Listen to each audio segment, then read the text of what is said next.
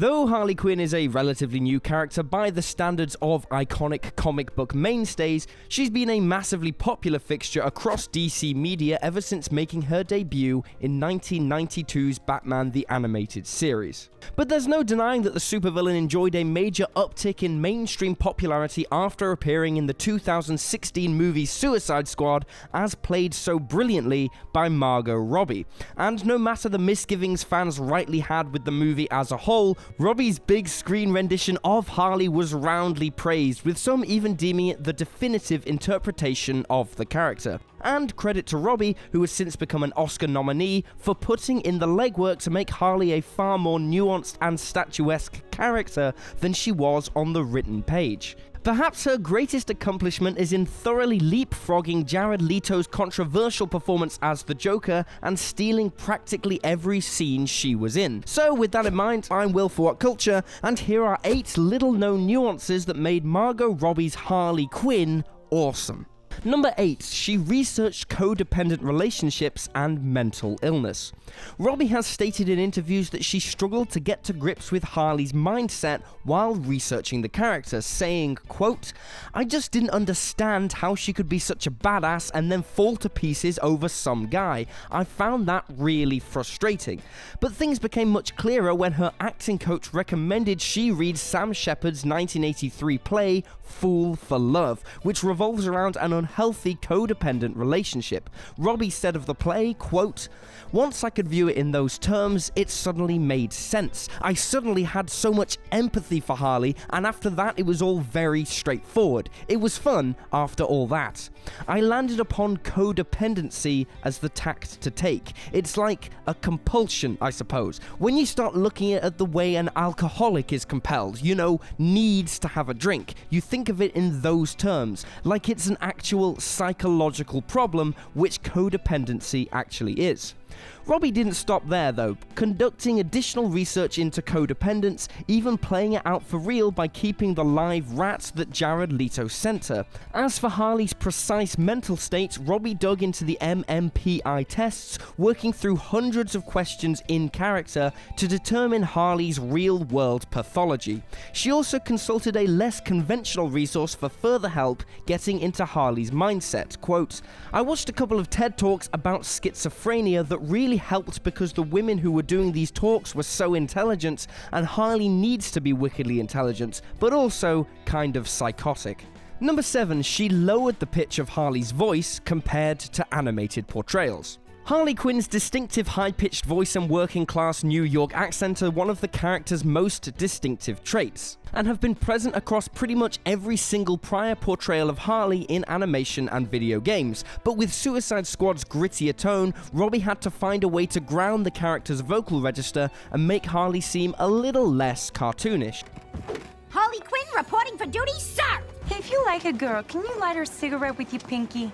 Because that would be real classy. This involved Robbie experimenting with the pitch of her voice until she found a happy medium that sounded more realistic, but still delivered what fans expected to hear. She said of the process, quote, "The voice took a little while because I knew it was something we'd have to commit to. It's really high-pitched. It's really fun in that comic book heightened reality kind of way, but it's not very fitting for a David Ayer film. There's going to be a lot of dark, gritty, serious scenes. From the comic books, I knew that she originated from Brooklyn, but David didn't want it to be full Brooklyn like I did in The Wolf of Wall Street. It took a while to find the right level of pitch. The goal was to kind of find some sort of middle ground where I could go higher for comical moments and go lower for more real ones."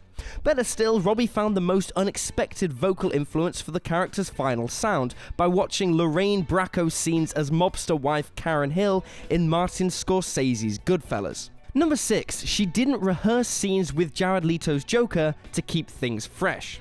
It's fair to say that one of Suicide Squad's biggest strengths is the palpable sense of camaraderie between the motley crew of criminal degenerates, which was in part due to David Ayer insisting on extensive rehearsals to ensure the cast's chemistry was truly felt on screen. But there was one major exception to this rule. Both Ayer and Robbie felt that having her not rehearse with Leto's Joker would in fact give the scenes an unpredictable dynamism during shooting. Though audiences remain firmly divided, if we're being kind, on Leto's performance as the Clown Prince of Crime, you can certainly feel the nervous, anxious energy in these scenes. Number 5. Her tattoos tell a sordid past. Robbie spent more than 3 hours in the makeup chair every single day in order to be transformed into Harley Quinn, having her skin painted almost entirely white, given the character's typically skimpy attire, while being fitted for a wig and costume, and having 20 temporary tattoos applied. And much like the Joker's infamous ink, Harley's tattoos actually tell her character's story, albeit in less invasive and more subtle terms than her murderous boyfriend. Her body is adorned with numerous tattoos singing the praises of the Joker and their relationship, referring to herself as Daddy's little monster, expressing her love for her pudding, and hilariously including a "lucky you" declaration just above her pubic area. But the tattoos extend beyond merely conveying Harley's mental state and her toxic relationship with the Joker. While some of the more stylized tattoos were clearly created by professionals prior to Harley being arrested, the cruder ones across her legs have a decidedly more interesting origin story. Quote, "She did these herself in prison. They're stick and poke tattoos, prison-style tattoos, that you do when you don't have a tattoo gun. She did them herself out of boredom and desperation." From what we've seen of the upcoming Birds of Prey so far, it seems that this inked storytelling is set to continue, with her previous Harley plus Puddin' tattoo now modified with the Puddin's name crossed out. With persistent rumors that Harley apparently dumps the Joker in the movie, it makes perfect sense that she'd have her body reflect this lifestyle change. Number 4. She trained for 6 months and did most of her own stunts in high heels. Despite the typically dainty nature of Harley's physical appearance, Robbie underwent extensive physical training in order to convince audiences that a character so slight could still pack a mighty wallop. Robbie spent 6 months training in gymnastics, boxing, weapons, and aerial skills in order to not only build up muscle, but also live up to the character's classic stature as an expert gymnast. Furthermore, she benefited from her own trapeze skills she learned while taking circus lessons as a child. Better still, Robbie underwent underwater training for the sequence where the Joker crashes their car into a river, and ended up learning how to hold her breath underwater for a staggering 5 minutes. And while Robbie had a stunt double on set for all of her action scenes, she ultimately performed the vast majority of the stunt work herself. This includes the memorable beat where she battles one of the Enchantress's mutant minions in an elevator and uses the elevator wall to flip backwards over the creature.